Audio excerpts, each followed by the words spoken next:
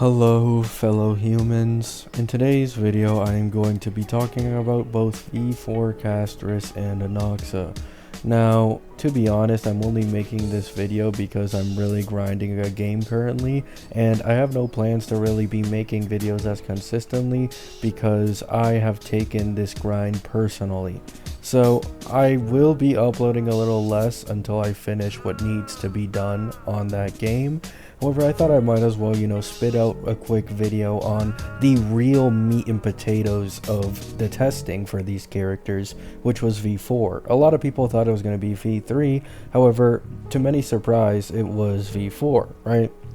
So, in V4, Anaxa basically got damage buffs completely across the board. I believe his basic attack, his skill, his scaling, he ignores more defense for depending on how many weaknesses are on an enemy on field. Basically, he's just way stronger now, right?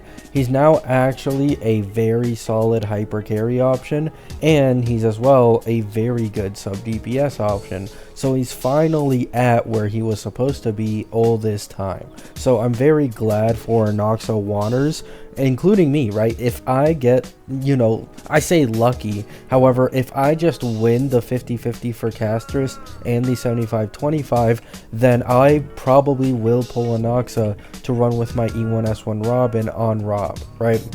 This way I automatically have two teams, and this is what I always wanted, right? I've been saying this since the earlier versions, that if Anaxa ended up getting buffed to an actual promising state, then I'd be very happy pulling for him, because he's very universal with many of the supports in this game, since he's a normal just damage dealer, attack scaler with energy for ult, right? None of this bullshit with these HP scalers that want hyper specific supports compared to other ones where there's a huge fall off, right? So I'm very glad for Anaxa and what has changed for him in V4.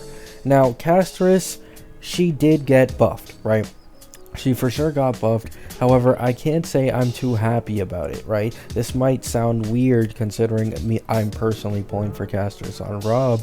However, I originally thought that they were going to make Castorice weaker so that when she got her best in slot being Hyacine, she'd be on the same level as the other DPSs.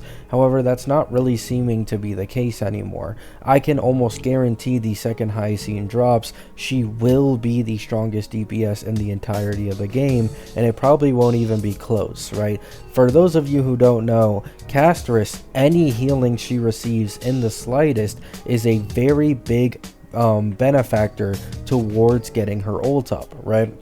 All of the sustains currently in the game can't really sustain Castorice all that well, right? The only one that's kind of close is if you run Gallagher, or I believe E4 Gallagher, because the Besotted lasts twice as long. So you get E4 Gallagher and then you run Tribby so that Tribby can activate the healing from Besotted every time she follow-ups. And that is currently the strongest healing team for getting Castorice's ult charge up, right? However, all of these sustains, as I've mentioned before, are currently just way too weak at healing to consistently sustain the entire Castorice team. However, this should change with Hyacine, right? We have sustains for basically every niche in this game. Fushuan helps with crit, Lingsha helps with break DPSs, Aventurine helps with follow-up ones, Woho helps with attack and energy ones. There is a sustain for every niche in this game, and in their niche, almost all of these sustains are incredibly strong, right? Woho is basically a support for Aglaia. That's how big of a difference maker she is, right? Lingsha can be ran as a break DPS when she's a goddamn sustain, and Aventurine, compared to the other sustain options for Fei Xiao, he's just straight up better. It feels a lot more comfortable running with Aventurine compared to Lingsha, and especially any other option outside of Lingsha. So very high likelihood that the first 3-point X sustain we get that is targeted towards these HP scalers that, keep in mind, don't have a single HP support in the game, it's just obviously going to be very, very niche and very strong for these HP scalers. Now, My Day technically can benefit from Hyacine as well. However, he doesn't benefit from Hyacine as much as Castras does until you pull his E2.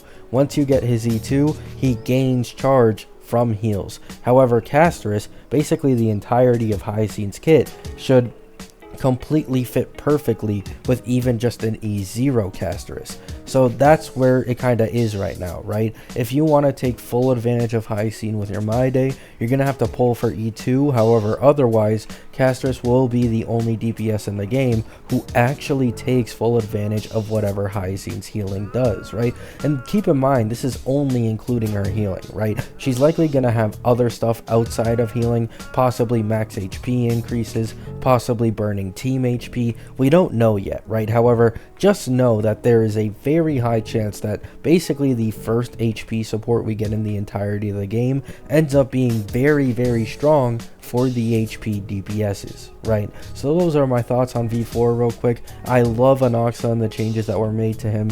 Castras, I'm a little more iffy on. Now, this is speculation, right? I could be wrong. Maybe Hyacin isn't really that overtuned when she ends up releasing. We'll have to see, right? However, if this ends up being like a Zhaoq Acheron situation with Hyacin and Castras, then I promise you Castras is absolutely blowing any of the current DPSs out of the water in her best in slot team with a Hyacin, right? So that's all I wanted to say. Hope you have a great day. Hope you have a great night. Peace.